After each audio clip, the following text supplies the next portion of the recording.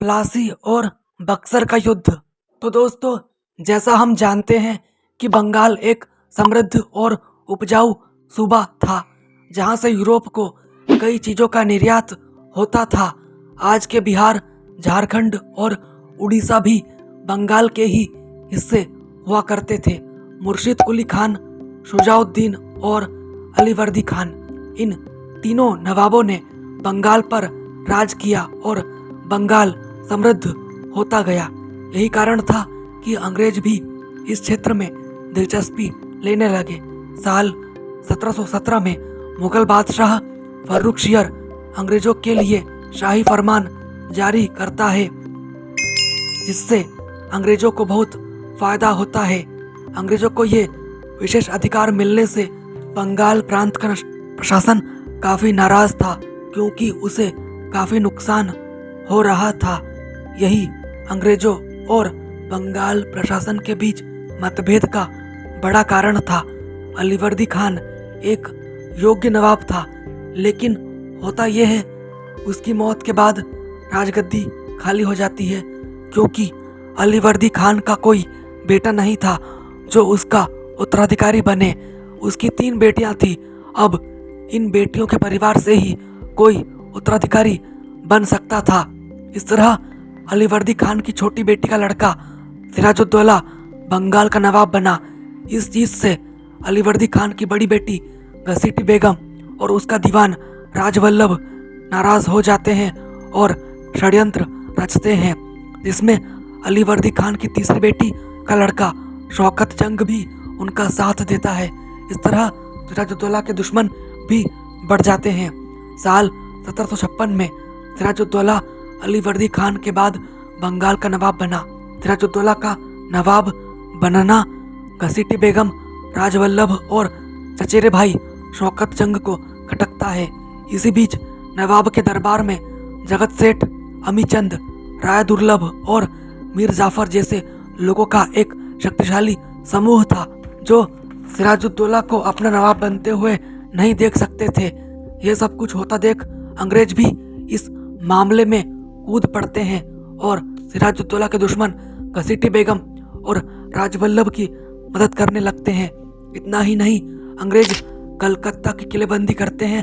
इसके अलावा वे दस्तक का भी गलत इस्तेमाल करते हैं, जिससे सिराजुद्दौला को बहुत नुकसान हो रहा था। नवाब पहले सिर्फ अंग्रेजों को चेतावनी देते हैं कि वे ऐसा ना करें, लेकिन अंग्रेज नवाब की बात पर ध्यान नहीं देते। अब सिराजुद्दौला युद्ध शुरू करते हैं, जिसमें पहले वे कासिम बाजार पर, फिर 20 जून 1756 को फोर्ट विलियम पर कब्जा कर लेते हैं। अब अंग्रेज अपनी जान बचाकर भागते हुए फुल्टा द्वीप पर पहुंचते हैं। जब अंग्रेजों के बंगाल छोड़ने की खबर मद्रास पहुंची, तब वहां से एडमिरल वॉटसन और रॉबर्ट क्लाइव के नेतृत्व में अंग्रेजी सेना बंगाल आती है। अंग्रेजों ने जनवरी 1757 को फिर से कोलकाता पर अधिकार कर लिया। फिर बंगाल के नवाब और अंग्रेजों के बीच अलीनगर की संधि होती है। इस संधि के अनुसार कंपनी को दोबारा व्यापार करने का अधिकार मिल गया और कलकत्ता पर अधिकार करते वक्त अंग्रेजों को जो नुकसान हुआ उसका हर्जाना नवाब को देना पड़ा। लेकिन इसके बाद अंग्रेज नवाब के खिलाफ एक साजिश रचते हैं, जिसमें मीर जाफर जो मीर बख्शी के पद पर था, मानिकचंद जो कलकत्ता का अधिकारी था, अमीचंद जो व्यापारी था, जगत सेठ जो बंगाल का सबसे बड़ा बैंकर था और खादिम खान जो नवाब की सेना को संभालता था, ये सब अंग्रेजों से मिल गए और नवाब को हटाने की कोशिश में जुट गए। इसी बीच अंग्रेजों ने नवाब के सामने कुछ ऐसी मांगे रखी जिनका पूरा होना असंभव था, और इसी बीच युद्ध शुरू हो गया, जिसे हम प्लासी का युद्ध कहते हैं। प्लासी का युद्ध 23 जून 1757 को मुर्शिदाबाद से 20 मील दूर प्लासी के मैदान में अंग्रेजों और नवाब की सेना आमने सामने हुई। नवाब की बड़ी सेना जो मीर जाफर और राय दुर्लभ जैसे गद्दारों की कमान में थी, लड़ाई के लिए उतरी ही नहीं। नवाब की सेना का छोटा भाग मीर मादन और मोहनलाल के नेतृत्व में बहादुरी से लड़ता रहा। इस युद्ध में अंग्रेजों के थोड़े बहुत, लेकिन नवाब की सेना में काफी लोग मारे गए। युद्ध के दौरान नवाब को मजबूरन भागना पड़ा, लेकिन बाद में मीर जाफर का बेटा उन्हें मार देता है। इसके बाद मीर जाफर को बंगाल का नवाब बना दिया जाता है। अंग्रेज और मीर जाफर नवाब ने कंपनी को इसी खुशी में बंगाल, बिहार और उड़ीसा में मुक्त व्यापार की अनुमति दे दी और कंपनी को कलकत्ता के पास 24 परगना की जमींदारी भी मिली। इसके अलावा मीर जाफर ने कंपनी को 1,70,00,000 रुपये और कंपनी के अधिकारियों को भी रिश्वत में बड़ी रकमें दी गई। क्लाइव को 20 और वॉट्स को 10 लाख तक की रिश्वत मिली।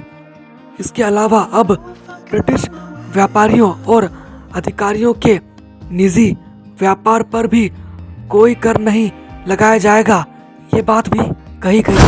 प्लासी के युद्ध का बहुत ज़्यादा महत्व है। इस युद्ध ने बंगाल और भारत के रास्ते अंग्रेजों के लिए खोल दिए। इसने अंग्रेजों की प्रतिष्ठा बढ़ाई और इससे अंग्रेजों के हौसले भी बुलंद हुए। बंगाल से प्राप्त इतने धन से अंग्रेजों ने एक शक्तिशाली सेना खड़ी की और इसी से उन्होंने बाकी भारत की जीत का खर्चा उठाया। वैसे तो मीर जाफर कंपनी की मदद से नवाब बना था, लेकिन वह बाद में पछताने लगा क्योंकि अंग्रेज़ों की रिश्वत संबंधी मांगों ने उसका खजाना खाली कर दिया। मीर जाफर को समझ आ गया कि कंपनी और अधिकारियों की मांग को पूरा करना अब तो असंभव है और अंग्रेज भी इस वजह से नवाब की आलोचना करने लगे। इसलिए उन्होंने साल 1760 में मीर जाफर को मजबूर किया कि वह अपने दामाद मीर कासिम को नवाब बनने दे। अंग्रेज और मीर कासिम। फिर मीर कासिम नवाब बना और इस बार भी अंग्रेजों को काफ़ी कुछ मिला, लेकिन अंग्रेजों का लालच फिर भी कम न हुआ। पर मीर कासिम मीर जाफर से बिल्कुल अलग था। वह योग्य और शक्तिशाली शासक था और वो अपने आप को अंग्रेजों से मुक्त करना चाहता था।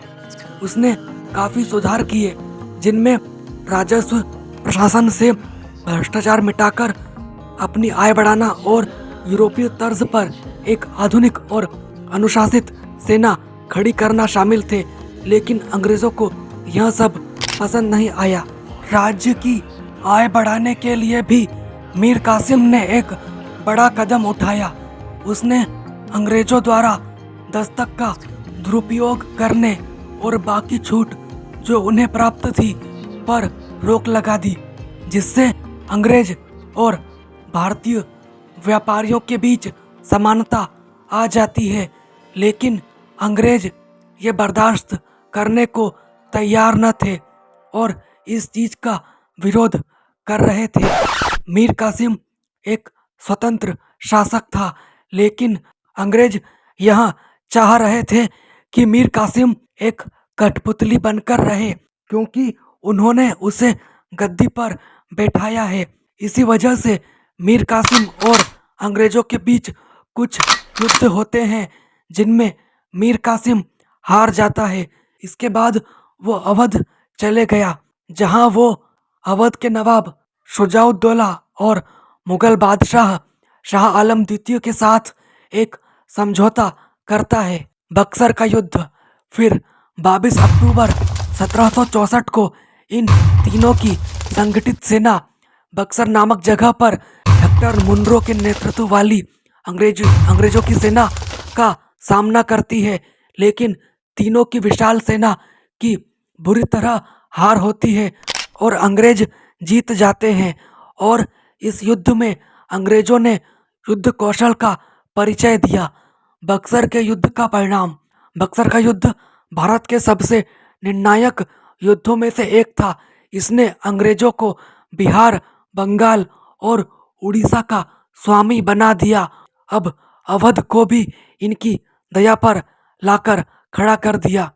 फिर रॉबर्ट क्लाइव 1765 में बंगाल के गवर्नर के रूप में आया और अंग्रेज़ों को बंगाल में सर्वोच्च शक्ति बनाने में जुट गया। उसने 1765 में दो संधियां की, पहली अवध के नवाब शुजाउद्दौला के साथ और दूसरी मुगल बादशाह शाह आलम द्वितीय के साथ। शुजाउद्दौला के साथ इलाहाबाद की संधि होती है। इसके अनुसार नवाब शुजाउद्दौला को इलाहाबाद और कारा शाह आलम द्वितीय को देने पड़ते हैं। नवाब कंपनी को 50 लाख रुपए युद्ध के हर्जाने के रूप में देते हैं। शाह आलम द्वितीय के साथ हुई संधि के मुताबिक शाह आलम द्वितीय कंपनी के संरक्षण में आ जाता है और इलाहाबाद और कारा अवध के नवाब से लेकर इन्हें दे दिए जाते हैं। इसके अलावा मुगल बादशाह द्वारा ईस्ट इंडिया कंपनी को बंगाल, बिहार और उड़ीसा की दीवानी प्रदान कर दी गई और कंपनी द्वारा बादशाह को वार्षिक रूप में 26 लाख रुपए भुगतान करने का वादा किया जाता है और इस तरह अवध भी अब अंग्रेजों के हाथ में आ जाता है। बंगाल में द्वैध शासन। साल 1765 में ही रॉबर्ट क्लाइव बंगाल में द्वैध शासन लागू करता है, जिसके अनुसार दीवानी मतलब राजस्व वसूलने का अधिकार कंपनी अपने पास रखती है और निजामत मतलब कानून व्यवस्था और प्रशासन की सारी जिम्मेदारी नवाब को दे दी जाती है, जिससे जनता का बहुत शोषण होता है।